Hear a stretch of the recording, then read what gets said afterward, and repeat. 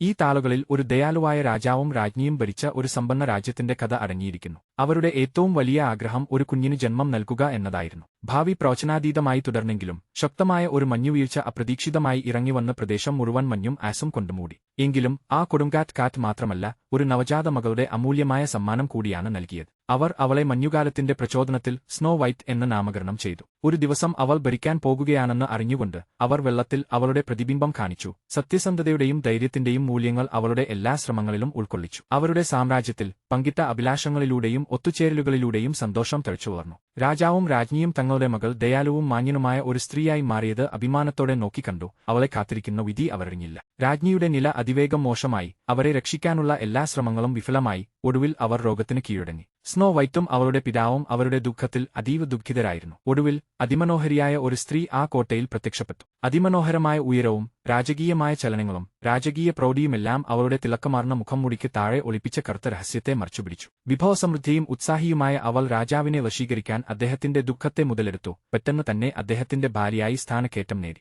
അവൾ വാസ്തവത്തിൽ ഒരു മന്ത്രവാദിനിയായിരുന്നു. യൗവനയുക്തമായ രൂപം മന്ത്രവിദ്യയിലൂടെ നിലനിർത്തുകയായിരുന്നു. അവളുടെ സൗന്ദര്യവും അത് ചെലുത്തുന്ന സ്വാധീനവും മാത്രമായിരുന്നു അവളുടെ ഏക ചിന്ത. അവളുടെ ബുദ്ധിമതിയും മാന്ത്രികശക്തിയുമുള്ള കണ്ണാടി ഒരു ചോദ്യത്തിന് ക്രൂരമായ സത്യസന്ധതയോടെ ഉത്തരം നൽകി. ഈ നാട്ടിൽ ഏറ്റവും സുന്ദരി ആരാണ്? സ്വപ്നത്തിൽ രാജ്ഞിക്ക് ഒരു ദർശനം ലഭിച്ചു. അവളുടെ കഴിവുകൾ ഉപയോഗിച്ച് തെക്കൻ രാജ്യത്തിൽ നിന്ന് ഒരു ഭീകര ഭീഷണി ഉയരുമെന്ന് അവൾ പ്രവചിച്ചു. സ്നോ വൈറ്റിനെ അവളുടെ രാജകീയ പദവിയിൽ നിന്ന് ഒഴിവാക്കി അവളെ ഒരു കൊട്ടാരം ദാസിയായി തരം താഴ്ത്തി. സ്വന്തം രാജ്യത്തിന്റെ അവ്യക്തതയിൽ അവളുടെ അസ്തിത്വം മറച്ചു. ഭയന്നുവിറച്ച് രാജാവ് ആ ജീവിയെ നേരിടാനായി പുറപ്പെട്ടുപോയെങ്കിലും പിന്നീട് അദ്ദേഹത്തെ ആരും കണ്ടിട്ടില്ല. അദ്ദേഹത്തിന്റെ തിരോധാനത്തെ തുടർന്ന് ദുഷ്ടരാജ്ഞി സിംഹാസനത്തിന്റെ നിയന്ത്രണം ഉറപ്പിച്ചു. മാന്ത്രിക കണ്ണാടി രാജ്ഞിയാണ് ഏറ്റവും സുന്ദരിയെന്ന് പറയുന്നിടത്തോളം കാലം യുവരാജകുമാരി രാജ്ഞിയുടെ അസൂയയിൽ നിന്ന് രക്ഷപ്പെട്ടു. കാലക്രമേണ ആളുകളുടെ കൂട്ടായ ഓർമ്മകൾ ക്രമേണ കുറഞ്ഞുവന്നു. സ്നോ വൈറ്റ് എന്നു പേരുള്ള ഒരു രാജകുമാരിയെക്കുറിച്ചുള്ള ഓർമ്മകൾ രാജ്യം ക്രമേണ മറന്നു തുടങ്ങി. അവൾ ആരാണെന്ന് അവൾക്കുപോലും സംശയം തോന്നിത്തുടങ്ങി. ഒരു യുവതിയായി വളർന്ന ശേഷം സ്നോ വൈറ്റ് ശുചീകരണം നടത്തുകയായിരുന്നു. അപ്പോഴാണ് ജോനാഥൻ എന്ന കള്ളൻ ഉരുളക്കിഴങ്ങ് മോഷ്ടിക്കാൻ കൊട്ടാരത്തിൽ അതിക്രമിച്ചു കയറിയത്. രാജ്ഞിയുടെ ക്രൂരമായ ഭരണത്തിൻ കീഴിൽ രാജ്യം ദുരിതത്തിലാണ്ടു. ജനങ്ങൾ അടിസ്ഥാന ആവശ്യങ്ങൾ പോലുമില്ലാതെ കഷ്ടപ്പെട്ടു. നിസ്സഹായതയും കൂറും മൂലം പ്രേരിതനായി ജോനാഥനും കൂട്ടാളികളായ വനത്തിലെ കൊള്ളക്കാരും ഈ പ്രവർത്തികൾ ചെയ്തത് സാധാരണ കള്ളന്മാരായിട്ടല്ല, മറിച്ച് മരിച്ചുപോയ രാജാവിനോടുള്ള ഭക്തിയും അദ്ദേഹം ഉന്നയിച്ച അവകാശവാദത്തെ ഉയർത്തിപ്പിടിക്കാനും വേണ്ടിയായിരുന്നു. അവനെ കണ്ടപ്പോൾ മോഷണത്തിന്റെ അധാർമികത ഊന്നിപ്പറഞ്ഞ് സ്നോ വൈറ്റ് ഇടപെട്ടു. ഒരു നീതിയുക്തമായ തീരുമാനത്തിലെത്താൻ രാജ്ഞിയോ രാജകുമാരിയോ സമീപിക്കാൻ അവൾ നിർദ്ദേശിച്ചു. അവിശ്വാസത്തോടെ പുച്ഛിച്ചു തള്ളിക്കൊണ്ട്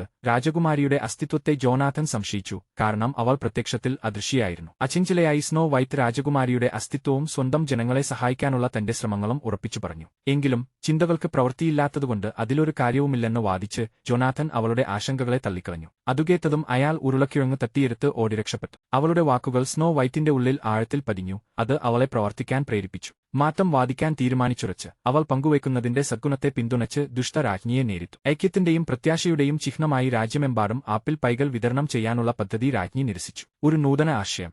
തന്റെ വാദം വ്യക്തമാക്കാൻ അവൾ ഒരു ദുർബലമായ പനിനീർ പുഷ്പത്തെ വജ്രത്തോട് ഉപമിച്ചു. ആളുകൾ സ്വപ്നം കാണുന്നത് പൂക്കളെക്കുറിച്ചല്ല, സമ്പത്തിനെക്കുറിച്ചാണെന്ന് സ്നോ വൈറ്റിനോട് വിശദീകരിച്ചു. കൃത്യം ആ നിമിഷം തന്നെ യുവ കള്ളനെ പിടികൂടിയെന്ന വാർത്തയെത്തി. അദ്ദേഹത്തിന്റെ ലംഘനത്തിന് രാജ്ഞി അയാളുടെ വീട് ഇടിച്ചുനിരത്താൻ വിധിച്ചു. എന്നാൽ ജോനാഥൻ ഭവനരഹിതനായിരുന്നു എന്ന് കണ്ടെത്താനേ കഴിഞ്ഞുള്ളൂ. അദ്ദേഹം യഥാർത്ഥത്തിൽ കള്ളന്മാരുടെ തലവനായിരുന്നു. രാജാവിന്റെ അധികാരത്തിൻ മറവിൽ കവർച്ച നടത്തി. ക്രോധം മൂത്ത രാജ്ഞി അവനെ തടവറയിലിടാൻ കൽപ്പിച്ചു. അവിടെ അവന്റെ നിലവിളികൾ കൊട്ടാരമാകെ മുഴങ്ങിക്കേൾക്കുമായിരുന്നു. നീതി ഒരു കണക്ക് ചോദിക്കലിന് ആവശ്യപ്പെട്ടു. സ്നോ വൈറ്റ് ഇടപെട്ട് രാജാവ് എപ്പോഴും ദയാലുവായിരുന്നെന്ന് രാജ്ഞിയെ സൗമ്യമായി ഓർമ്മിപ്പിച്ചു. ശിക്ഷ കുറ്റത്തിന് ആനുപാതികമായിരിക്കണമെന്ന് അവരെ പ്രേരിപ്പിച്ചു. അയാളുടെ ധിക്കാരം ക്രോധം ജനിപ്പിച്ചെങ്കിലും രാജ്ഞി പെട്ടെന്നുള്ള വധശിക്ഷ ഒഴിവാക്കി. ജോനാഥനെ കൂടുതൽ വേദനാജനകമായ ശിക്ഷയ്ക്ക് വിധിച്ചു. നഗ്നനാക്കി കൊടും തണുപ്പിൽ ഉപേക്ഷിച്ചു. അനുസരണക്കേടിന്റെ ഭയാനകമായ ഓർമ്മപ്പെടുത്തലായി അവൻ അവിടെ കിടന്നു. സ്നോ വൈറ്റ് അവളുടെ ജനങ്ങളെ സഹായിക്കാൻ ആത്മാർത്ഥമായി ആഗ്രഹിച്ചിരുന്നെങ്കിൽ ദുഷ്ടരാജ്ഞി പരിഹസിച്ചു. അവൾ അവരെ നേരിട്ട് അഭിസംബോധന ചെയ്യണം. വെറുമൊരു മധുരപലഹാരം, രാജ്ഞി പുച്ഛത്തോടെ തുടർന്നു. യുദ്ധസമയത്ത് ഒട്ടും മതിയാവില്ല.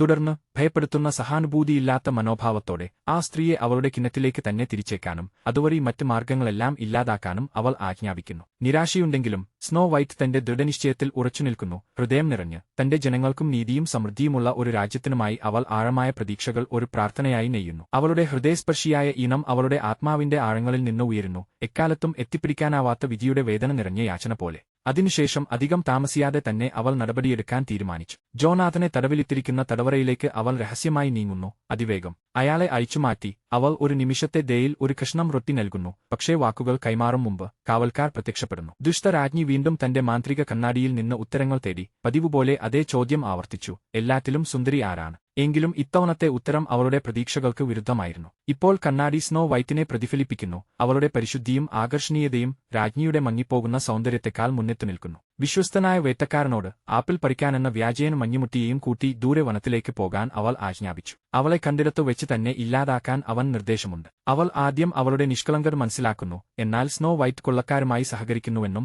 ജോനാഥന്റെ രക്ഷപ്പെടലിന് സഹായിച്ചുവെന്നും രാജ്ഞി ആരോപിക്കുന്നതിലൂടെ ഈ തോന്നൽ തകർക്കുന്നു. അവൾ തന്റെ വിശ്വസ്തതയുടെ പരീക്ഷണമായി ആ ദൗത്യം പൂർത്തിയാക്കിയ ശേഷം അവളുടെ ഹൃദയം ഒരു പെട്ടിയിലാക്കി തിരിച്ചെത്തിക്കാൻ അവനോട് ആജ്ഞാപിക്കുന്നു. രാജ്ഞിയുടെ കൽപ്പന അനുസരിച്ച് വേട്ടക്കാർ സ്നോ വൈറ്റിനെ വനത്തിന്റെ ആഴങ്ങളിലേക്ക് നയിച്ചു. അവർ ആപ്പിളുകൾ ശേഖരിക്കുമ്പോൾ അവളുടെ നിഷ്കളങ്കമായ ദയയും പ്രകാശമാനമായ നിഷ്കളങ്കതയും അവനെ സ്പർശിക്കുന്നു. അവന്റെ ഒളിപ്പിച്ച ഉദ്ദേശ്യങ്ങളെക്കുറിച്ച് അറിയാതെ അവൾ പുഞ്ചിരിയോടെ അവൾ വിളവെടുത്തതിൽ നിന്ന് അവൻ കുറച്ചു നൽകുന്നു. ആ ഓർമ്മ അവനെ വേട്ടയാടുന്നു. പക്ഷേ രാജ്ഞിയെ ധിക്കരിക്കുന്നതിനെക്കുറിച്ച് അവൻ മല്ലിടുന്നു. നിർണായകമായ പ്രവർത്തന നിമിഷത്തിൽ അവന്റെ മനസ്സാക്ഷി ഇടപെടുന്നു. അതിയായ കുറ്റബോധം മൂലം ഭാരപ്പെട്ട് അവൻ എല്ലാം തുറന്നു സമ്മതിക്കുന്നു. ഭ്രാന്തം മൂത്ത രാജ്ഞി സ്നോ വൈറ്റിനെ ഇല്ലാതാക്കാൻ ഉറച്ചിരിക്കുന്നു. അതീവ ഞെട്ടലോടെയും മറ്റു മാർഗമില്ലെന്ന് തോന്നിയതിനാലും സ്നോ വൈറ്റ് സർവ്വശക്തിയുമെടുത്ത് ഓടി മാന്ത്രിക വനത്തിലേക്ക് അപ്രത്യക്ഷയായി. അവൾ താഴേക്ക് ഇറങ്ങും തോറും മുന്നോട്ടുള്ള വഴി കൂടുതൽ മങ്ങുകയും നിഴലുകളുടെ ഒരു ചിന്താക്കുഴപ്പത്തിലേക്കും അസ്വസ്ഥപ്പെടുത്തുന്ന മൂടൽമഞ്ഞിലേക്കും ഇരുട്ടിൽ ഒളിഞ്ഞിരിക്കുന്ന മറഞ്ഞിരിക്കുന്ന ജീവികളിലേക്കും രൂപാന്തരപ്പെടുന്നു. അവൾ നിരാശയോടെ ഓടി രക്ഷപ്പെടുമ്പോൾ വളഞ്ഞുപുളഞ്ഞ കൊമ്പുകളുള്ള ഒരു ഭീകരവൃക്ഷം അവളെ പിടികൂടുകയും പൊള്ളയായ തടിയിൽ അവളെ തടവിലാക്കുകയും ചെയ്യുന്നു. അവസാന ശ്രമത്തിൽ അവൾ സ്വയം കുതറിമാറി വനത്തിനുള്ളിലെ വിജനവും മനോഹരവുമായ ഒരു തോട്ടത്തിലേക്ക് ഇടറി വീണു. അവളുടെ വഴിയിൽ ഒരു മാനിന്റെ രൂപം പ്രത്യക്ഷപ്പെടുന്നു. അതിന്റെ മൃദുലമായ കണ്ണുകൾ അവളെ മുന്നോട്ട് ക്ഷണിക്കുന്നു. ഇപ്പോൾ കൂടുതൽ വനവാസികൾ അവളെ വളഞ്ഞ് പ്രത്യക്ഷപ്പെടുന്നു. അവർ ഒരു മൃദുലമായ ചൂടിലും ആശ്വാസത്തിലും ആശ്വാസം കണ്ടെത്തി. അഭയം തേടിപ്പോകുമ്പോൾ സ്നോ വൈറ്റ് മനോഹരമായ ഒരു ചെറിയ കുടിൽ കണ്ടെത്തുന്നു. സൂക്ഷ്മമായി പരിശോധിച്ചപ്പോൾ സാധാരണ ഉയരമുള്ള ഒരാൾക്ക് താമസിക്കാൻ ആ ഭവനം വളരെ ചെറുതാണെന്ന് അവൾ മനസ്സിലാക്കുന്നു. എന്നിരുന്നാലും അവിടെ അഭയം തേടുന്നതല്ലാതെ അവൾക്ക് മറ്റു മാർഗമില്ല. അഭയം തേടി അവൾ കെട്ടിടത്തിലേക്ക് പ്രവേശിച്ചു. ജീവികൾ അവളെ 7 ചെറിയ കട്ടിലുകൾ ഒരു നിരയായി ക്രമീകരിച്ചിരിക്കുന്ന ഒരു അറയിലേക്ക് നയിച്ചു. അതിയായ ഭയവും പൂർണ്ണമായ തളർച്ചയും കാരണം സ്നോ വൈറ്റ് ഒരു കട്ടിലിലേക്ക് തളർന്നു വീഴുകയും പെട്ടെന്ന് ഗാഠനിദ്രയിലേക്ക് വഴുതി വീഴുകയും ചെയ്യുന്നു. കാടിന്റെ ആഴങ്ങളിലേക്ക് 7 കുഞ്ഞൻ കുള്ളന്മാർ ഒരു കഠിനാധ്വാനത്തിനു ശേഷം സന്തോഷത്തോടെ പാട്ടുപാടി നടന്നുപോവുകയായിരുന്നു. ശാശ്വതമായി അതൃപ്തനായ ഗ്രംബിയും എപ്പോഴും ഉറക്കം തൂങ്ങുന്ന സ്ലീപ്പിയും ഒഴികെ എല്ലാവരും സംതൃപ്തരായി കാണപ്പെട്ടു. കുള്ളന്മാർ അവരുടെ ദിനങ്ങൾ ഖനികളിലെ കഠിനാധ്വാനത്തിനായി ഒഴിഞ്ഞുവെച്ചു. രത്നങ്ങൾ, വജ്രങ്ങൾ, വിവിധ വിലയേറിയ ധാതുക്കൾ എന്നിവയ്ക്കായി അവർ അശ്രാന്തമായി ഖനനം ചെയ്തു. വ്യത്യസ്ത വ്യക്തിത്വങ്ങളുള്ളവരായിരുന്നിട്ടും അവർ ശ്രദ്ധേയമായ രീതിയിൽ ശക്തവും കാര്യക്ഷമവുമായ ഒരു ടീമായി പ്രവർത്തിച്ചു. ലജ്ജാലു മണിക്കൂറുകളോളം കഠിനാധ്വാനം ചെയ്ത ശേഷം പെട്ടെന്ന് അത്താഴത്തിനുള്ള സമയമായെന്ന് മനസ്സിലായി. സന്തോഷം കൊണ്ട് മതിമറന്ന് അവർ തങ്ങളുടെ പണിയായുധങ്ങൾ ഉപേക്ഷിച്ച് പാട്ടുപാടി രസിച്ചു വീട്ടിലേക്ക് നടന്നുപോയി. എങ്കിലും അവിടെയെത്തിയപ്പോൾ അവർക്കെന്തോ പന്തികേട് തോന്നി. അവർക്ക് പരിഭ്രാന്തി ബാധിച്ചു. അവർ ഉടൻ തന്നെ ചിതറിയോടി എല്ലാ ദിശകളിലേക്കും പലായനം ചെയ്തു. ഭയം കാരണം അനങ്ങാൻ വയ്യാതെ സ്വഭാവമനുസരിച്ച് മറവി കൂടുതലുള്ള ഡോപ്പി അവിടെ തന്നെ നിന്നു. ശ്രദ്ധയോടെ നടന്ന് സ്നോ വൈറ്റ് അടുത്തെത്തി പതുക്കെ അവളുടെ പേര് വിളിച്ചു. അവൾക്ക് വിശദീകരിക്കാൻ കഴിയും മുമ്പ് ബാക്കിയുള്ള കുള്ളന്മാർ അവരുടെ ആയുധങ്ങളുമായി അതിക്രമിച്ചു കടന്നയാളെ നേരിടാൻ തയ്യാറായി തിരിച്ചെത്തി. അവളെ കണ്ടതും അവർ അനങ്ങാതെ നിന്നു. ഇതിനുമുമ്പ് ഒരു മനുഷ്യനെ അവർ കണ്ടിട്ടേയില്ല. അസ്വസ്ഥതയാൽ നിറഞ്ഞ മനം സ്നോ വൈറ്റ് രക്ഷപ്പെടാൻ ആലോചിച്ചു. പക്ഷേ തന്റെ സ്വത്വം വെളിപ്പെടുത്താനും രാജ്ഞിയുടെ കൊലപാതക ലക്ഷ്യങ്ങൾ തുറന്നുപറയാനും തീരുമാനിച്ചു. ചില കുള്ളന്മാർ അവളെക്കുറിച്ച് സഹതാപം പ്രകടിപ്പിക്കുകയും അവൾ അവിടെ തന്നെ തുടരണമെന്ന് വാദിക്കുകയും ചെയ്തു. എന്നാൽ മറ്റു ചിലർ അവരുടെ ശാന്തമായ ജീവിതത്തിന് ഭംഗം വരുമെന്ന് ഭയന്ന് അതിനെ എതിർത്തു. അപ്പോഴാണ് സ്നോ വൈറ്റ് അവളുടെ മാതാപിതാക്കളുടെ വാക്കുകളുടെ യഥാർത്ഥ അർത്ഥം മനസ്സിലാക്കിയത്. വനത്തിൽ നിഷേധിക്കാനാവാത്ത മാന്ത്രികശക്തിയുണ്ട്. ഇപ്പോൾ ഈ ചെറിയ ജീവികളാൽ വലയം ചെയ്യപ്പെട്ട് അവൾ ഒടുവിൽ ആ കാരണം ഗ്രഹിച്ചു. ഓരോരുത്തരായി കുഞ്ഞന്മാർ തങ്ങളുടെ പേരുകൾ വിളിച്ചു പറഞ്ഞു. ബാഷ്ഫുൾ, ഒവവിയോത്, ഡോബി, തെർഹേറ്റ്, ഗ്രംബി, ഫന്നബെഹ്, സ്ലീപ്പി, ഓഥനംഷവ്, സ്നീസി, ഓട്ടൻമജു, ഹാപ്പി, ഡോഗ്, ഹത്. അവർ തങ്ങളുടെ ഭൂഗർഭ പ്രവർത്തനങ്ങളുടെ കഥകൾ വിവരിച്ചു. ശക്തമായ മാന്ത്രികതയുടെയും വിസ്മൃതിയിലാണ്ട ഇതിഹാസങ്ങളുടെയും ഒരു സാമ്രാജ്യം. അവസാനം മഞ്ഞു വിളമ്പി താമസിക്കാൻ സമ്മതിച്ചു. പക്ഷേ ഒരു സായാഹ്നത്തേക്ക് മാത്രം. തന്റെ കോട്ടയിലേക്ക് മടങ്ങിയെത്തിയ ദുഷ്ടരാജ്ഞി തന്റെ അതിയായ സൗന്ദര്യം ഉറപ്പുവരുത്താനായി വീണ്ടും മാന്ത്രിക കണ്ണാടിയോട് അഭിപ്രായം ചോദിച്ചു. എങ്കിലും പ്രതികരണം ലഭിച്ചപ്പോൾ അവളുടെ മുഖം വിളറി വെളുത്തുപോയിരുന്നു. കൊട്ടാരത്തിൽ നിന്ന് അകലെ വനത്തിന്റെ ആഴങ്ങളിൽ ഒതുങ്ങിയിരിക്കുമ്പോഴും സ്നോ വൈറ്റിന്റെ സൗന്ദര്യം തിളങ്ങി നിന്നു. രോഷം സഹിക്കവയ്യാതെ വേട്ടക്കാരൻ കൊടുത്ത പെട്ടി അവൾ തുറന്നു. പക്ഷേ അതിൽ ഹൃദയത്തിനു പകരം ഒരു സാധാരണ ആപ്പിളാണ് കണ്ടത്. അവൾ വഞ്ചിക്കപ്പെട്ടുവെന്ന് അവൾക്ക് തൽക്ഷണം വ്യക്തമായി. തണുത്തുറഞ്ഞ സ്വരത്തിൽ അവൾ വേട്ടക്കാരനെ വിളിച്ചു. അവന്റെ വഞ്ചനയ്ക്ക് തക്കതായ പ്രതികാരം ചെയ്യുമെന്ന് പ്രതിജ്ഞയെടുത്തു. വിനയാൻവിതനും തന്റെ വിധിക്ക് കീഴടങ്ങിയവനുമായിരുന്നിട്ടും ശിക്ഷ നടപ്പാക്കുന്നതിനു മുമ്പ് സ്നോ വൈറ്റിനോട് ദയ കാണിക്കണമെന്ന് അയാൾ രാജ്ഞിയോട് അപേക്ഷിച്ചു. വികാരങ്ങളില്ലാത്ത മുഖത്തോടെ രാജ്ഞി അയാളെ തടവറയിലിടാൻ ആജ്ഞാപിച്ചു. ഉടനടി അവൾ തന്റെ സൈന്യത്തോട് വനം മുഴുവൻ അരിച്ചുപെറുക്കാൻ ആജ്ഞാപിച്ചു. എത്ര വില കൊടുത്തും സ്നോ വൈറ്റിനെ കണ്ടെത്തുക എന്നതായിരുന്നു അവരുടെ ഏക പോംവഴി. കുള്ളന്മാരുടെ കുടിലിലേക്ക് പ്രഭാതത്തിന്റെ ആദ്യ വെളിച്ചം ഇറങ്ങിയെത്തിയതും സ്നോ വൈറ്റിന്റെ സാന്നിധ്യം സാഹസിക യാത്രക്ക് പുറപ്പെട്ടാൽ തങ്ങൾക്കെല്ലാം വിനാശകരമാകുമെന്ന് വിശ്വസിച്ച് ഗ്രംപി ഉടൻ തന്നെ രോഷാകുലനായി ആക്രോശിക്കാൻ തുടങ്ങി. അങ്ങനെ 7 കുള്ളന്മാരുടെയും പതിവായുള്ള പ്രഭാത കർമ്മങ്ങൾ ആരംഭിച്ചു. അത് സന്തോഷം, നിസ്സാര തർക്കങ്ങൾ, നല്ല ചിരിയോടെയുള്ള പരിഹാസങ്ങൾ എന്നിവ നിറഞ്ഞതായിരുന്നു. വിഡ്ഢി എപ്പോഴും ശ്രദ്ധാകേന്ദ്രമായി തേയാന്നിയെങ്കിലും ഖേദകരമെന്നു പറയട്ടെ, അതിനുള്ള കാരണങ്ങളെല്ലാം തെറ്റായതായിരുന്നു. അയാളുടെ വിചിത്രമായ പെരുമാറ്റം, സംസാരരീതി, ബുദ്ധിയില്ലായ്മ എന്നിങ്ങനെയുള്ള കാരണങ്ങളാൽ അവൻ പരിഹാസത്തിന് ഇരയായി. നിരാശനും ഒറ്റപ്പെട്ടവനുമായി ഡോപ്പി അവരുടെ നിരന്തരമായ പരിഹാസത്തിൽ മനം മടുത്ത് പതുക്കെ കുടിൽ വിട്ടിറങ്ങി. അവൻ അപ്രത്യക്ഷനായെന്ന് മനസ്സിലാക്കിയ സ്നോ വൈറ്റ് അവനെ പിന്തുടർന്നു. അവൾ അവനെ സംഭാഷണത്തിൽ ഏർപ്പെടുത്താൻ ശ്രമിച്ചു. പക്ഷേ സ്വന്തം ലോകത്തിൽ ആഴത്തിൽ മുഴുകിയിരിക്കുന്ന ഒരാളുമായി ആശയവിനിമയം നടത്തുന്നത് ഒരു വെല്ലുവിളിയാണെന്ന് അവൾ പെട്ടെന്ന് മനസ്സിലാക്കി. ക്രമേണ അവൾ ആ സാഹചര്യം രസകരമായ ഒരു കളിയാക്കി മാറ്റി ക്ഷമയോടെ അവനെ ചൂളമടിക്കാൻ പഠിപ്പിച്ചു. അവർ കുടിലിലേക്ക് തിരിച്ചെത്തിയപ്പോൾ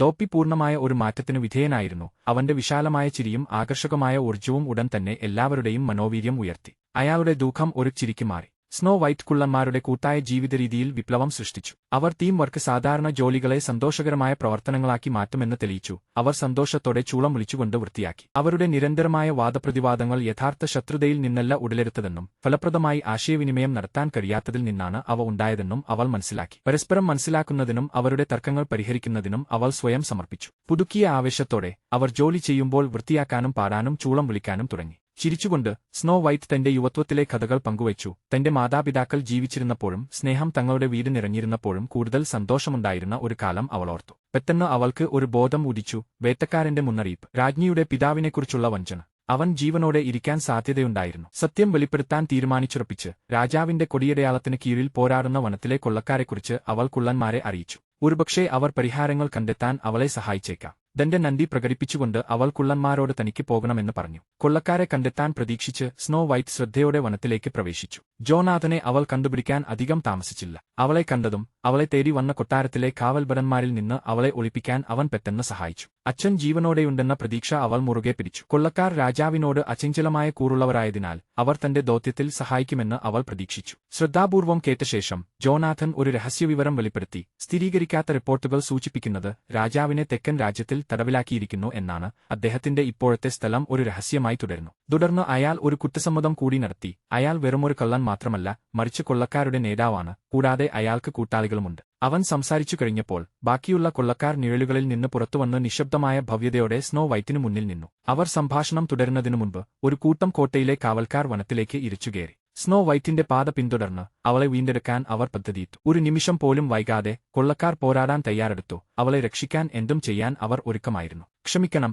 കാവൽക്കാരുടെ എണ്ണം വളരെ കൂടുതലായിരുന്നതുകൊണ്ട് അവരെ പെട്ടെന്ന് വളഞ്ഞുപിടിക്കാൻ കഴിഞ്ഞു. അവൾ കുതിരാലയത്തിലേക്ക് പാഞ്ഞെടുത്തു. കുതിരകളെ അഴിച്ചുവിട്ട് കാവൽക്കാരെ പരിഭ്രാന്തരാക്കി. ഉയരം കൂടിയ പാറയിലേക്ക് കയറി അവൾ അവരുടെ ശ്രദ്ധ ആകർഷിക്കാൻ ഉറക്കെ വിളിച്ചു പറഞ്ഞു. അവരെ അവളുടെ അടുത്തേക്ക് അടുപ്പിച്ചു. അത് വളരെ ആസൂത്രിതമായി നടത്തിയ ഒരു വഞ്ചനയായിരുന്നു. ഇടതൂർന്ന വനത്തിലൂടെയുള്ള ഭ്രാന്തമായ ഓട്ടത്തിൽ മരങ്ങൾക്കിടയിലൂടെ ഒഴിഞ്ഞുമാറിയും വീണ മരത്തടികൾക്ക് മുകളിലൂടെ ചാടിയും അവർ ഒടുവിൽ രക്ഷപ്പെട്ടു, സുരക്ഷിതരായും സ്വതന്ത്രരായും. ജോനാഥൻ സ്നോ വൈറ്റിന്റെ ധൈര്യവുമായി ആഴത്തിലുള്ള വൈകാരിക ബന്ധം തോന്നി. തന്റെ ഭരണത്തിലുടനീളം രാജാവിനും രാജ്ഞിക്കുമുണ്ടായിരുന്ന സ്ഥിരമായ ധൈര്യം തങ്ങളെ പ്രചോദിപ്പിച്ചു എന്നും അവരുടെ പ്രത്യാശ ജനങ്ങളെ ശക്തിപ്പെടുത്തി എന്നും താനും തന്റെ നാട്ടുകാരും രാജാവിനെ ഉറച്ചു പിന്തുണച്ചിരുന്നു എന്നും അദ്ദേഹം കുമ്പസാരിച്ചു. സംഭാഷണം പുരോഗമിക്കവേ മരങ്ങൾക്കിടയിൽ ഒളിച്ചിരുന്ന കോട്ടയിലെ കാവൽക്കാരൻ അസ്ത്രം താൻ തയ്യാറെടുത്തു. അവന്റെ അമ്പ് ലക്ഷ്യം തെറ്റാതെ സ്നോ വൈറ്റിക്ക് നേരെ ചെന്ന് നിന്നു. രണ്ടാമതായി ജോനാഥന്റെ പ്രതികരണം തികച്ചും സഹജവാസനയിൽ നിന്നുള്ളതായിരുന്നു. അസ്ത്രം തറച്ചതിലൂടെ അയാൾക്ക് ഗുരുതരമായ പരിക്കേറ്റു. തുടർന്ന് അവൾക്ക് 7 കുള്ളന്മാരിൽ ഒരാളായ ഡോക്കിന്റെ പേര് ഓർമ്മ വന്നു. ഡോഗ് എന്നൊരു വിളിപ്പേരുള്ളതുകൊണ്ട് അദ്ദേഹം ഒരു ഡോക്ടറായിരുന്നിരിക്കാം എന്ന് ഊഹിക്കാമല്ലോ,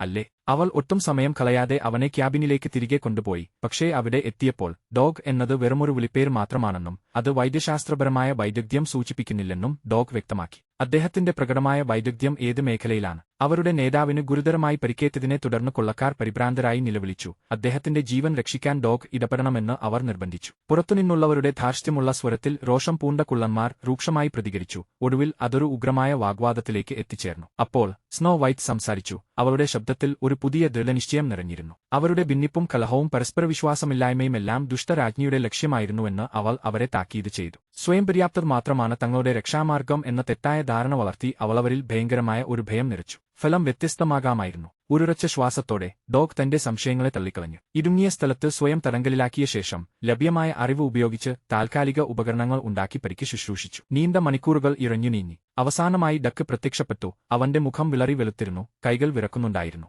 തന്റെ എല്ലാ പ്രവർത്തനങ്ങളും അദ്ദേഹം വിശദമായി വിവരിച്ചു. എന്നിരുന്നാലും അവയുടെ ആത്യന്തികമായ ഫലത്തെക്കുറിച്ച് അവ്യക്തത നിലനിന്നു. നിരാശ ആഴത്തിൽ വേരൂന്നിയപ്പോൾ ജോനാഥൻ ക്ഷീണിതനും ജീവനുള്ളവനുമായി പുഞ്ചിരിയോടെ വാതിൽ പടി കടന്നുപോയി. മുറി സന്തോഷകരമായ ആഘോഷം കൊണ്ട് നിറഞ്ഞു കവിഞ്ഞു. യാത്രക്കാർക്ക് ആശ്വാസത്തിന്റേതായ ഒരു വികാരം അനുഭവപ്പെട്ടുകയാണ്ട് ചിരി കാബിനിൽ മുഴങ്ങിക്കേറ്റു. അത് പെട്ടെന്ന് സംഗീതവും നൃത്തവും കൊണ്ട് നിറഞ്ഞു കവിഞ്ഞു. ആഹ്ലാദകരമായ അന്തരീക്ഷം അവരെ ചുറ്റിപ്പതിഞ്ഞപ്പോൾ സ്നോ വൈറ്റും ജോനാഥനും അറിയാതെ തന്നെ അടുത്തുവന്നു. അവരുടെ മുഖങ്ങൾ തമ്മിൽ തൊട്ടുരുമുന്ന അവസ്ഥയിലെത്തി. എന്നിരുന്നാലും അവരുടെ ചുംബനം പ്രതീക്ഷിച്ചിരിക്കെ പെട്ടെന്ന് ആളുകളുടെ ശ്രദ്ധയുണ്ടായതോടെ അവരത് നിർത്തി. പരിഭ്രമത്തോടെ അവർ അകന്നുമാറി. നേരിയ ഉത്കണ്ഠ നിറഞ്ഞ ചിരി അവർ പരസ്പരം കൈമാറി. മഞ്ഞുമൂടിയ വെള്ളക്കാരി സംരക്ഷിക്കപ്പെടേണ്ടിയിരുന്നു. പുറപ്പെടുന്നതിനു മുമ്പ് താനും തന്റെ ആളുകളും അതിർത്തി സുരക്ഷിതമാക്കുമെന്ന് ജോനാഥൻ അവളെ ഉറപ്പിച്ചു. എങ്കിലും താൻ തിരിച്ചെത്താൻ 2 ദിവസമെടുക്കുമെന്നും അറിയിച്ചു. അദ്ദേഹം തിരിച്ചെത്തിയ ശേഷം അവൾ അച്ഛനെ തേടി അവർ ഒരുമിച്ച് തെക്കൻ രാജ്യത്തേക്ക് യാത്ര ചെയ്യാൻ പദ്ധതിയിട്ടു. അപ്പോൾ സ്നോ വൈറ്റ് തന്റെ പിതാവ് കുട്ടിക്കാലത്ത് കൊടുത്ത ഒരടയാളമായിരുന്നു ചങ്ങല അഴിച്ചുമാറ്റി. അവൾ അത് ജോനാഥന്റെ തുറന്ന കൈയിലേക്ക് വെച്ചുകൊടുത്തു. ജോനാഥൻ പുഞ്ചിരിച്ചു, ചങ്ങല മുറുകെ പിടിച്ചു. പക്ഷേ അവൻ കാടിന്റെ ആഴങ്ങളിലേക്ക് പോയപ്പോൾ അത് പെട്ടെന്ന് പൊട്ടിപ്പോയി. മണ്ണിൽ നിന്ന് ഒരു മറഞ്ഞിരുന്ന കുഴി പൊട്ടിപ്പുറപ്പെട്ടു. അയാളെ പിടികൂടി ദുഷ്ടരാജ്ഞിയുടെ മുന്നിൽ നേരിട്ട് ഹാജരാക്കി. ജോനാഥൻ തല ഉയർത്തി പരിഹാസച്ചിരിയോടെ അവളെറിയുകയില്ലെന്ന് തോന്നിപ്പിച്ചു. അതെ, അത് ഉരുളക്കിഴങ്ങ് കച്ചവടക്കാരനല്ലെങ്കിൽ. അവളുടെ ഒരേയൊരു ആഗ്രഹം അതായിരുന്നു. ജോനാഥൻ ഉറച്ചുനിന്നു. അവളുടെ വിവരങ്ങളെക്കുറിച്ച് തനിക്കൊന്നും അറിയില്ലെന്ന് അയാൾ തീർത്തു പറഞ്ഞു. അദ്ദേഹത്തിന്റെ ശബ്ദം ഉറച്ചതും പ്രഖ്യാപനങ്ങൾ ദൃഢവുമായിരുന്നുവെങ്കിലും ഒരു സൂക്ഷ്മമായ വിശദാംശം അദ്ദേഹത്തിന്റെ രഹസ്യം വെളിപ്പെടുത്തി. ടോർച്ചിന്റെ വെളിച്ചത്തിൽ തിളങ്ങുന്ന ഒരു ചങ്ങല അദ്ദേഹത്തിന്റെ കഴുത്തിൽ അണിഞ്ഞിരുന്നു. സ്നോ വൈറ്റ് അദ്ദേഹത്തിന് സമ്മാനിച്ച അതേ ചങ്ങൽ. രാജകീയ പ്രൗഢിയോടെ രാജ്ഞി മുന്നോട്ട് നീങ്ങി. അവരുടെ വിരലുകൾ ആ പുരാവസ്തുവിൽ അമർന്നു. അവൾക്ക് കൂടുതൽ തെളിവുകളൊന്നും ആവശ്യമില്ലായിരുന്നു. ജോനാഥന്റെ ധിക്കാരം മൂലം ക്രോധം പൂണ്ട ദുഷ്ടരാജ്ഞി അവനെ തടവറയിലേക്ക് തള്ളി. മുൻ തടവുകാരുടെ അസ്ഥികൂടങ്ങൾ നിറഞ്ഞ തണുത്തുറഞ്ഞ വെളിച്ചമില്ലാത്ത ഒരു കുഴിമാടമായിരുന്നു അത്. ഉടൻ തന്നെ അവൾ തന്റെ മന്ത്രവാദ പരീക്ഷണശാലയിലേക്ക് പാഞ്ഞുപോയി. അവിടെ തിളയ്ക്കുന്ന മരുന്നുകളും കട്ടിയുള്ള കറുത്ത പുകയും നിറഞ്ഞിരുന്നു. ഒരു ദുഷ്ടമായ ചാരുതയോടെ അവൾ ഒരു മാരകമായ മിശ്രിതം ഉണ്ടാക്കാൻ തുടങ്ങി. ഒരു ദുഷ്ടകർമ്മത്തിനിടയിൽ നിഗൂഢമായ മരുന്നുകൾ കൂട്ടിച്ചേർത്തു. അതിനുശേഷം അവൾ ഒരു ദുരൂഹമായ അമൃത് കഴിച്ചു. അതവളെ ഒരു അതിശയകരമായ സ്വപ്നലോകത്തിലേക്ക് തള്ളിവിട്ടു. അവളുടെ സൗന്ദര്യത്തിന്റെ മിഥ്യാബോധം തകർന്ന് അവളുടെ യഥാർത്ഥ രൂപം വെളിപ്പെട്ടു. ഒരു വളഞ്ഞ കൂനിക്കൂടിയ കിഴവി. അവളുടെ ചോര മരവിപ്പിക്കുന്ന ചിരി ദുഷ്ടമായ തീക്ഷ്ണതയോടെ കത്തുന്ന കണ്ണുകളോടൊപ്പം ചേർന്നു. അവളുടെ ഉണങ്ങിയ പിടിയിൽ നിന്ന് അവളുടെ ഏറ്റവും മാരകമായ ആയുധം പ്രത്യക്ഷപ്പെട്ടു. ഒരു വിഷം പുരട്ടിയ ആപ്പിൾ. ജയിലറയിൽ തടവിലാക്കപ്പെട്ട ജോനാഥൻ മുൻപ് പരാജയപ്പെട്ടവരുടെ അസ്ഥികൂടങ്ങൾക്കിടയിൽ നിന്ന് രക്ഷപ്പെടാനായി തീവ്രമായി ശ്രമിച്ചു. കുള്ളന്മാരുടെ കുടിലിലേക്ക് മടങ്ങിയെത്തിയ സ്നോ വൈറ്റ് രാജ്ഞി അവളുടെ പ്രതിരോധ തന്ത്രം ആരംഭിച്ചതറിയാതെ അവളെ വേട്ടയാടാനായി ശക്തനായ ഒരു ഇരുണ്ട കണ്ടോറിനെയും ഒരു നാഹ്വാലിനെയും അയച്ചതറിയാതെ തന്റെ പിതാവിനെ കണ്ടെത്താനുള്ള യാത്രയ്ക്ക് തയ്യാറെടുത്തു. മയങ്ങുന്ന മരണം എന്ന് വിളിക്കപ്പെടുന്ന മരണം സ്നോ വൈറ്റിനെ ശാശ്വതമായ ഉറക്കത്തിലേക്ക് തള്ളിവിടും. യഥാർത്ഥ പ്രണയത്തിന്റെ ചുംബനത്തിലൂടെ മാത്രമേ അതിൽ നിന്ന് മോചനം നേടാൻ കഴിയൂ. അത് അസാധ്യമാണെന്ന് രാജ്ഞി വിശ്വസിച്ചു. കുള്ളന്റെ വാതിലിൽ ഒരു മുട്ടക്കേത്തു. അവൻ വാതിൽ തുറന്നപ്പോൾ വാതിൽപ്പടിയിൽ കുനിഞ്ഞും വിറച്ചും ഒരു വൃദ്ധ സ്ത്രീ നിൽക്കുന്നുണ്ടായിരുന്നു. ജോനാഥനെക്കുറിച്ചുള്ള അടിയന്തര വാർത്തയാണെന്ന് അവകാശപ്പെട്ട് അവൾ സ്നോ വൈറ്റിന്റെ ചങ്ങല കയ്യിലെടുത്തു വീശി. അത് അവളെ ഭയം കൊണ്ട് നിറച്ചു. ഉടനടി തന്നെയും നിശ്ചയദാർഢ്യത്തോടെയും അവൾ തന്റെ ജോലികൾ ഉപേക്ഷിച്ച് അവനെ സഹായിക്കാൻ തയ്യാറായി. അവൾക്ക് രക്ഷപ്പെടുന്നതിനു മുമ്പ് വൃദ്ധ അവളെ തീവ്രമായ കണ്ണുകളോടെ നോക്കി സ്നേഹത്തെക്കുറിച്ച് മൃദുവായി മന്ത്രിച്ചു. അവളനുസരിച്ച് സ്നേഹമാണ് ജീവിതത്തിലെ ഏറ്റവും വലിയ നിധിയെന്ന് അവളുടെ അച്ഛൻ എപ്പോഴും പറയാറുണ്ടായിരുന്നു. തന്റെ നല്ല മനസ്സിന്റെ പ്രകടനം എന്നോണം അവൾ മഞ്ഞുരാജ്ഞിക്ക് ഒരു ആപ്പിൾ നൽകി. യാത്രയ്ക്കിടയിൽ അത് കഴിക്കുന്നത് പോഷണത്തിന് നല്ലതാണെന്ന് ഉപദേശിച്ചു. അതേസമയം വനത്തിലെ ജീവികൾ നിഴലുകളിൽ ഒളിഞ്ഞുനോക്കി. ആസന്നമായ അപകടം മണത്തെറിഞ്ഞ് അവരത് കുള്ളന്മാരെ അറിയിക്കാൻ ധൃതികൂട്ടി. വൃദ്ധയുടെ അടുത്തേക്ക് മടങ്ങിയെത്തിയ അവൾ സ്നോ വൈറ്റിന്റെ പിതാവിനെക്കുറിച്ച് വാത്സല്യത്തോടെ ഓർമ്മിച്ചു. പ്രജകളോടുള്ള അദ്ദേഹത്തിന്റെ ദയയെക്കുറിച്ച് ഉന്നിപ്പറഞ്ഞു. ഇതൊരു വെറും ആപ്പിൾ മാത്രമാണ്, അവൾ വിശദീകരിച്ചു. എങ്കിലും ഇതിൽ അദ്ദേഹത്തിന്റെ ആത്മാവിന്റെ സത്ത അടങ്ങിയിരിക്കുന്നു. അവൾ കാര്യമെന്തെന്ന് തിരക്കാൻ ശ്രമിച്ചതും ആ വൃദ്ധ പെട്ടെന്ന് നിവർന്നുനിന്ന് ഒരു ക്രൂരവും വികൃതവുമായ ചിരി ചിരിച്ചു. ഉടൻ തന്നെ ഒരു വിചിത്രമായ തരംഗം അവളുടെ കാഴ്ചയെ മഞ്ഞിക്കുകയും അവളെ ദുർബലപ്പെടുത്തുകയും ചെയ്തു. ആ നിമിഷം ശ്രദ്ധാപൂർവം രൂപകൽപ്പന ചെയ്ത വേഷം അഴിഞ്ഞുവീണ് ദുഷ്ടരാജ്ഞി വെളിപ്പെട്ടു. വിഷം കലർന്ന സ്വരത്തിൽ അവൾ മഞ്ഞുമലയാളിയോട് മരിച്ച രാജാവിനെക്കുറിച്ച് തനിക്കുള്ള അറിയാമെന്ന് വെളിപ്പെടുത്തി. അദ്ദേഹത്തെ വിശ്വസിക്കാൻ എളുപ്പമുള്ളവനും സ്വപ്നം കാണുന്ന ഒരു നിഷ്കളങ്കനുമായി തരം താഴ്ത്തി. കൂടാതെ അദ്ദേഹത്തിന്റെ ശത്രുക്കളെ ഉപയോഗിച്ച് താനാണ് അദ്ദേഹത്തെ കൊലപ്പെടുത്തിയത് എന്നും അവൾ സമ്മതിച്ചു.